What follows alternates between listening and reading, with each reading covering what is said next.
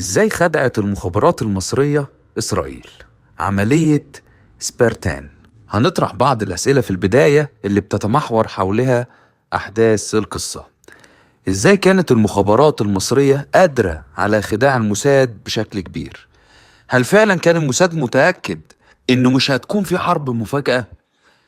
ازاي العملية دي كانت بداية لتفوق المخابرات المصرية على الموساد؟ هل كانت المعلومات اللي الموساد كان بيجمعها عن الجيش المصري حقيقية؟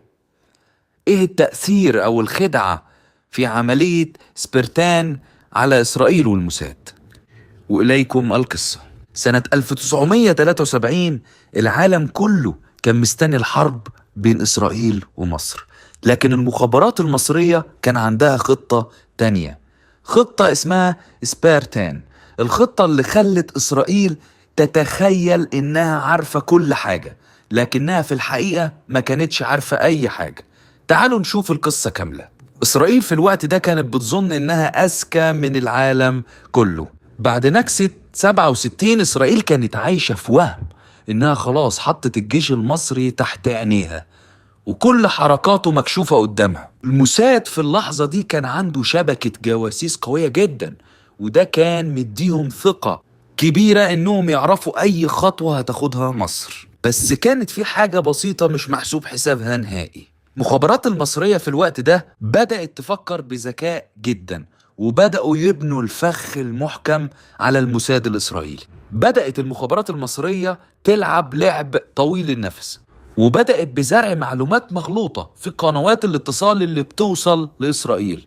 يعني كل التقارير وكل المعلومات اللي كانت بتوصل للموساد الإسرائيلي في الوقت ده كانت بتقول إن مصر مش ناوية تحارب في الوقت الحالي، وإن الجيش المصري مش جاهز للحرب نهائي، والأهم إن الضربة الأولى مش هتحصل قبل نهاية 1973. طبعا الجيش المصري في اللحظة دي كان بيعمل ده كله عشان يبدأ يجهز نفسه للحظة الحماسية، وكل حاجة كانت ماشية حسب الخطة المتفق عليها. طبعا في اللحظة دي الموساد وقع في الفخ.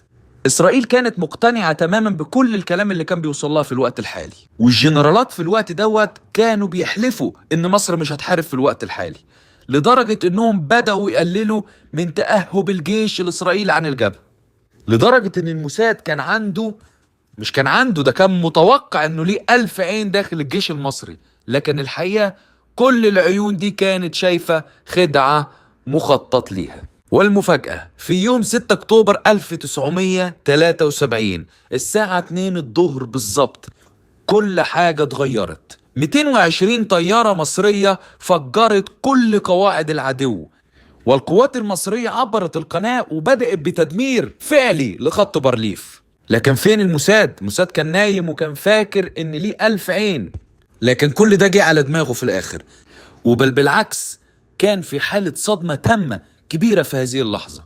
المعلومات اللي اعتادوا عليها طلعت كلها وهم زي ما قلت لكم. ومن هنا إسرائيل أدركت إنها كانت بتلعب شطرنج مع جهاز مخابرات مش بس قوي، لا ده كان بيسابقهم بخطوات كتير جدا. بعد الحرب بدأت إسرائيل تدور على إجابة لسؤال خطير جدا، اللي هو إزاي المخابرات المصرية قدرت تضحك علينا بالشكل الكبير ده. تقارير الموساد في الوقت الحالي قبل اندلاع الحرب كانت بتقول إن مصر مش هتحارب نهائي، وإنها مش جاهزة للحرب خالص. عشان كده سميت العملية دي بأكبر خدعة استخباراتية في التاريخ. ودي كانت نهاية عملية سبارتان، الخطة اللي خلت إسرائيل تشوف اللي هي عايزة تشوفه، بس الحقيقة كانت بعيدة عنهم تماما. دي كانت واحدة من أنجح العمليات الاستخباراتية اللي غيرت مجرى التاريخ في الحرب. لو عجبتك القصة قول لنا رأيك في التعليقات، واستنونا في قصص تانية عن حروب المخابرات. وما تنساش تدعمنا بلايك وسبسكرايب للقناة عشان نكبر ونوصل لأكبر عدد من الناس. كنا معكم في دشمة السرية.